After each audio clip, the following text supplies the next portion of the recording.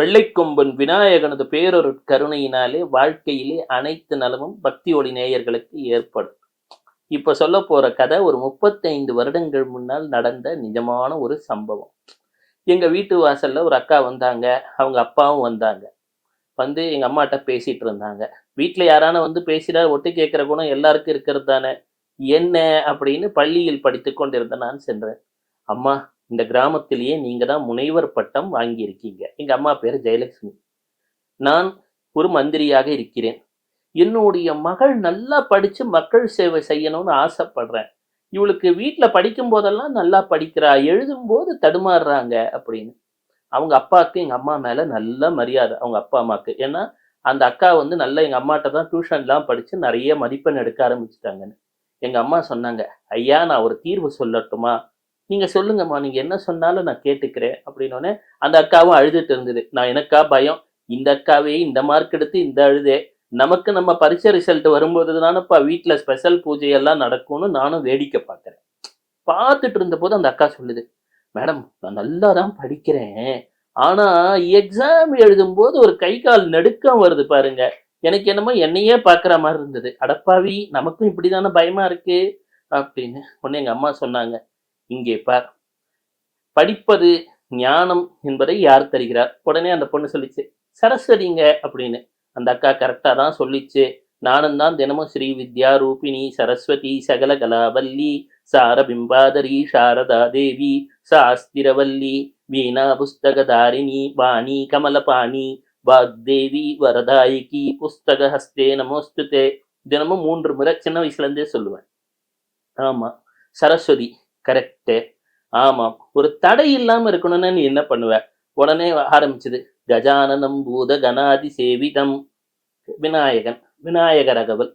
இதையும் படித்துக் கொண்டிருக்கிறேன். ஆமா. படிப்புல எல்லாமே சுட்டித்தனமா இருக்கேன். எங்க அம்மா 2, 3 கேள்வி கேட்டாங்க. படபடன்னு ஆன்சர் பண்ணுச்சு. அப்புறம் என்னம்மா பிரச்சனை? எழுதும் பொழுது ஏதோ ஒரு தடுமாற்றம் வந்து விடுகிறது மேடம் அப்படின்னு உடனே எங்க அம்மா சொன்னாங்க, எனக்கும் இது போன்ற ஒரு தடுமாற்றங்கள் உண்டு. ஆனால் நான் மாணவியாக இருக்கும் பொழுது தில்லைக்காளிக்கு சென்று எலுமிச்சம்பழம் விளக்கேத்துவேன் அப்படின்னாங்க. சிதம்பரம் தில்லைக்காளிக்கா அப்படின்னு. ஆமாம். எனக்கு சந்தேகம். வீட்டுக்குள்ள வந்தோனே எங்க அம்மாட்ட கேட்டேன். ஏம்மா, சரஸ்வதிய தானம்மா படிப்புக்கு ஒரு உதாரணமாக சொல்லுவோம். நீ என்னமோ காளிய சொல்றியே. காளின்னு சொன்னாலே நமக்கு ஒரு அச்ச உணர்வு தானே வருது. நீங்க யோசிச்சு பாருங்களேன். எப்பல்லாம் அம்மா காளிய நினைக்கிறோமோ, உடனே நமக்கு ஒரு சிலிர்ப்பு, ஒரு பயம் வந்துவிடும். எனினும் சற்று நேரத்திலே அந்த அம்மா அபயம் தருகிறாள் என உணரும் பொழுது ஒரு தைரியம் வந்துவிடும். யாரெல்லாம் காளிய வழிபட்டாங்களோ வாழ்க்கையில பெரும் பெயர் புகழ் அடைந்திருக்கிறார்கள். நானே பார்த்திருக்கேன். அப்ப எங்க அம்மாட்ட கேட்டேன். என்னம்மா அதுன்னு. இப்ப நான் சொல்றத கேள். ருத்ரன் என்று ஒருவன் இருந்தான். இந்த ருத்ரனுக்கு வாழ்க்கையில முன்னேற வேண்டும் என்ற நல்ல நேரம் வந்துவிட்டது. அறிந்தோ அறியாமலோ காளியை வணங்கி விட்டான். இப்ப நீங்க கேட்டுட்டு இருக்கீங்க இல்லையா? உங்களுக்கும் நல்ல நேரம் வந்துவிட்டது. அந்த ஊரின் ஒரு அரசி இருந்தார். ஒரு இளவரசி. அந்த இளவரசி உடனே கேட்டாளாம், ராமாயணத்திலே 3 கதாபாத்திரங்கள் பா என்று வரக்கூடிய 2ஆம் எழுத்து பால வரா மாதிரி சொல்லு அப்படின்னு சொன்ன உடனே ரா ப நன் அப்படின்னாலாம். ஆக்சுவலா ராவணனோட பேரு பால தான் முடியும். பா அப்படின்னு. ரா பாணன் அப்படின்னு. உடனே அவனை திருமணம் செய்து கொள்கிறேன் என்றாளாம். அவர்தான் காளிதாசர் என்று பின்னாளில் பெயர் மாறினாராம். டக்குன்னு ஒண்ணு படிக்கிறோம். அது நம்ம நாக்குல வந்து உட்காரணும். அதனாலதான் காளி என்ன பண்ணியிருப்பாள்? நாக்கை வெளியிலே நீட்டி இருப்பாள். பேசுறத அந்த நேரத்துல தெளிவா பேசணும். கொஞ்சம் முன்ன பின்ன லேட்டா பேசிட்டோம்னா அது வேலைக்கு ஆகாது. நீங்க ஒரு தேர்தல் ஆகட்டும், ஒரு வேலைக்கு அப்ளை செய்யறதாகட்டும், அப்ப போய் நீங்க ஒரு கான்ஃபிடன்ஸா பேசணும். அந்த கான்ஃபிடன்ஸ்ன்றது தரக்கூடியதால் தான் காளி வெளியிலே நாக்கை நீட்டி இருக்கிறாளாம். அதே போல காளி தன் மேலே மண்டையோட்டை மாலையாக வைத்திருப்பதாக ஒரு உருவகப்படுத்தியிருப்பார்கள். நம்ம மெமரி எல்லாம் எங்கெங்க இருக்கு? தலையில மண்டையோட்டில் தான் இருக்கு. கரெக்ட்டுங்களா? அங்கதான் நம்ம மெமரியே இருக்கு. நம்ம CPU அங்கதான் இருக்கு. சென்ட்ரல் ப்ராசஸிங் யூனிட்டு ஹார்ட்வேர்லாம் அதான் கண்ட்ரோல் பண்ணுது. அது மட்டும் இல்ல, காளி விரலை மாலையாக அணிந்திருப்பதை போல உருவகம் வச்சிருப்பாங்க. நீங்க எதங்க எழுதுறீங்க? விரல்ல தானங்க எழுதுறீங்க. பயோமெட்ரிக் பாஸ்வேர்டுன்றதும் என்னங்க விரல் தானே. எழுத்து திறனை குறிக்கக்கூடியது. அப்ப காளியை வழிபட்டா என்ன இருக்கும்? நல்ல மெமரி இருக்கும். அதே போல பேசக்கூடிய தன்மை இருக்கும். எழுதுறதுல கில்லாடியா இருப்பாங்க. வாழ்க்கையில நீங்க ஒரு விஷயத்த இருக்கிறது வெளிக்காட்ட தெரியணும். அப்பதான் அதுக்கு பேர் எக்ஸ்பர்டைஸ் அப்படின்னு பேரு. உங்ககிட்ட திறன் இருக்கிறது. எனினும் அந்த திறனை உரிய நேரத்தில் உரியவர்களிடம் எடுத்துச் செல்லக்கூடிய ஒரு தன்மை இருக்க வேண்டும். அதை தரக்கூடியவள் அந்த காளி தானாம். எனவே நம்ம அம்மா சொல்லுவாங்க, நல்ல கல்வி வரணும். அந்த கல்வியில் மதிப்பெண் எடுக்க வேண்டும். ஒண்ணு தெரிஞ்சுக்கோங்களேன், உங்களுக்கு என்னதான் திறமை இருந்தாலும் சிலருக்கு இன்டர்வியூ போகும்போது பயமா இருக்கும்.